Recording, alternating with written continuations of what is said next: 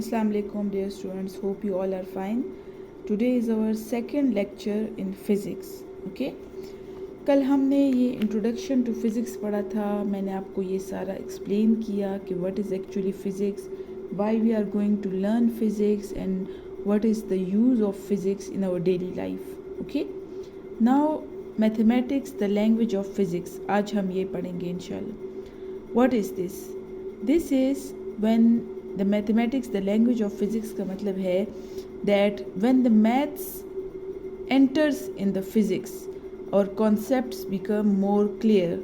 ठीक है, जब मैथमेटिकल इक्वेशंस और हमारी फ़िज़िक्स में इन्वॉल्व हो गई तो हमारे फ़िज़िक्स में कॉन्सेप्ट और ज़्यादा क्लियर हो गया. हमें पता चल गया कि फ़िज़िक्स किस तरह हम अंडरस्टैंड कर सकते हैं.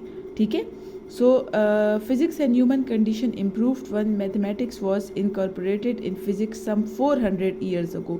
ठीक है, 400 years ago जब मैथ्स इन्वॉल्व हो गई तो हमारे कॉन्सेप्ट्स क्लियर हो गए ज़्यादा, यानी मैथ्स ने हमें हेल्प की फिज़िक्स को अंडरस्टैंड करने में. ठीक है, the equation of physics provide compact expression of relationship between concepts.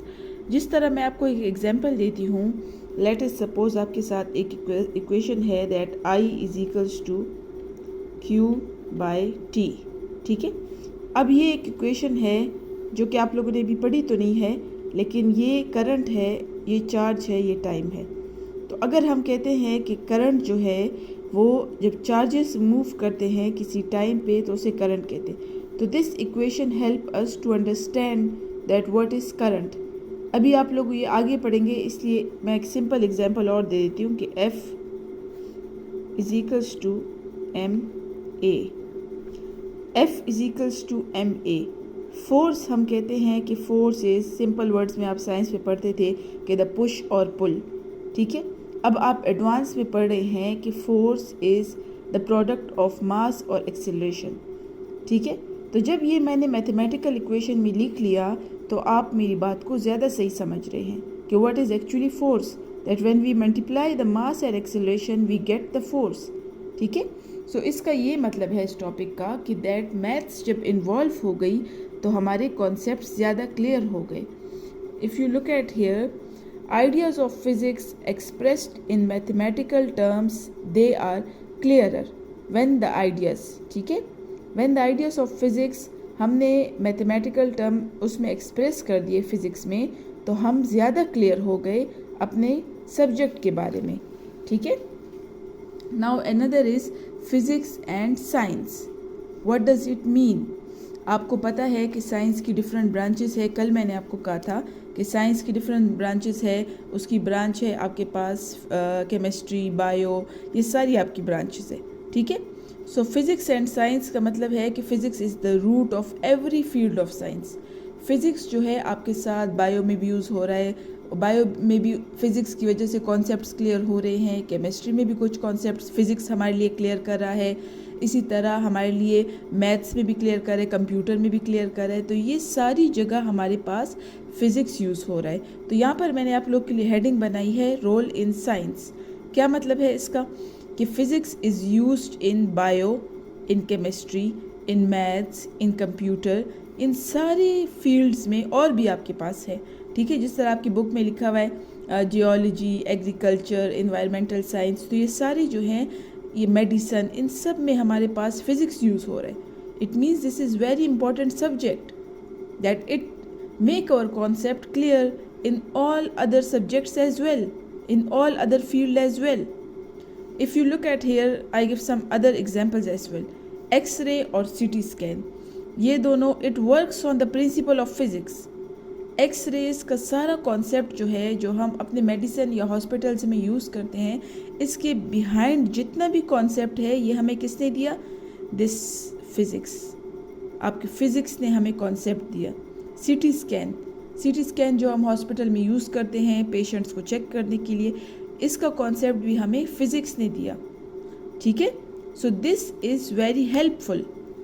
अब हमारा दूसरा जो टॉपिक है वो है physics, technology and its impact on society. ठीक है, कि फ़िज़िक्स का टेक्नोलॉजी पे क्या रोल है, हमारी सोसाइटी पे क्या रोल है, अब हम ये डिस्कस करेंगे. सो रोल इन टेक्नोलॉजी, ये मैंने आप लोगों के लिए शॉर्टकट सब इसलिए बनाए हैं ताकि आपको याद करने में आसानी हो, ठीक है। टेक्नोलॉजी पे हमारे फिज़िक्स का जो हमारे सामने हमारे हाथों में इस वक्त है, आप सब लोग इस वक्त यूज़ कर रहे हैं, that is the mobile phone. हम जो ये मोबाइल फ़ोन यूज़ कर रहे हैं, इसका कॉन्सेप्ट, इसकी आसानी, ये सारा के सारे इसके पीछे जो भी इसकी साइंस है, that is defined by physics, ठीक है।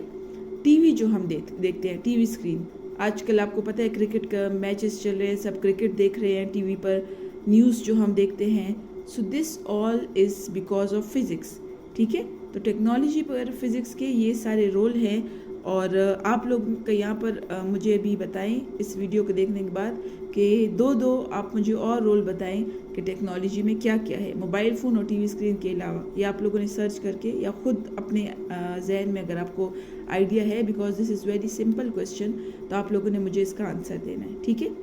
ये आंसर आप मुझे मैसेज पर दें, और लेक्चर के एंड पे जो होमवर्क होता है वो आपने होमवर्क के रजिस्टर बनाना है, उस पर आप लोगों ने मुझे देना है। Is that clear? Now role in society, ठीक है। वहाँ पर जो आपकी बुक में टॉपिक था वो है physics, technology and its impact on society. तो मैंने आपको 2 पोर्शन में शॉर्टकट हेडिंग बनाई है ताकि आपको आसानी हो जाए। Help in developing human society, physics helps, ठीक है। Physics helps in developing human society, हमारी सोसाइटी को डेवलप करने में फ़िज़िक्स ने हमें बड़ी हेल्प की है, ठीक है। किस तरह? It brings us new ways to get energy, हम जो एनर्जी गेट करते हैं, ये जो हमारे मुल्क में या हमारी सोसाइटी में, जिसकी वजह से फिर हम डिफरेंट टाइप ऑफ हम काम करें, ये सारा का सारा कॉन्सेप्ट हमें फ़िज़िक्स ने दिया। Expand our study about nature, हमारा नेचर, जिस तरह वेदर के बारे में, हम अगर कोई हमारा फंक्शन है, आपकी वेडिंग का फंक्शन है, कोई और आप बर्थडे पार्टी करना चाहें, तो आप एडवांस में वेदर देख लेते हैं कि वेदर में बारिश तो नहीं है, वेदर किस तरह है, ताकि मैं जो है उसके अकॉर्डिंग अपना फंक्शन अरेंज करूं। So this is all because of physics, ठीक है।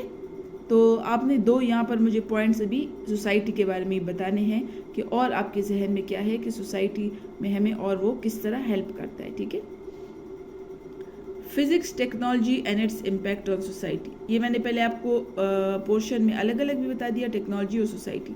अब मैं कंबाइन आपको इन दोनों में डिफरेंस बता रही हूँ कि फ़िज़िक्स क्या होता है और टेक्नोलॉजी क्या होता है, इन दोनों में डिफरेंस क्या है। Now we are going to understand this thing. Physics is concern with the gathering of knowledge and organizing it, physics आपके पास नॉलेज को गैदर करता है, इकट्ठा करता है, ठीक है। फिज़िक्स हमें बताता है कि यहाँ से आपके सिग्नल्स जाएंगे और वो सैटेलाइट पे जाएंगे, और सैटेलाइट से फिर आपकी दूसरे साइड पर जो दूसरे मुल्क में कोई बंदा है उसके पास जाएंगे, और आपका मोबाइल पे एक दूसरे के साथ इंटरेक्शन हो जाएगा। ये नॉलेज हमें किसने दी? फिज़िक्स ने। अब टेक्नोलॉजी ने क्या किया? Technology lets human to use that knowledge. अब टेक्नोलॉजी ने ह्यूमन बीइंग को हमें ये कहा कि ये देखो फिज़िक्स हमें ये नॉलेज दे रहा है, आ जाओ मोबाइल फ़ोन बनाते हैं। तो हमने मोबाइल फ़ोन बना दिया, समझ आ गई, ठीक है। फिज़िक्स ने हमें नॉलेज दी कि इस तरह से आपकी फ़िज़िक्स की वजह से हम ये काम कर सकते हैं। टेक्नोलॉजी ने हमें फिर मोबाइल फ़ोन हमने मोबाइल फ़ोन बना दिया ह्यूमन ने, ठीक है। नॉलेज किसने दी? फिज़िक्स ने। And technology lets human to use that knowledge,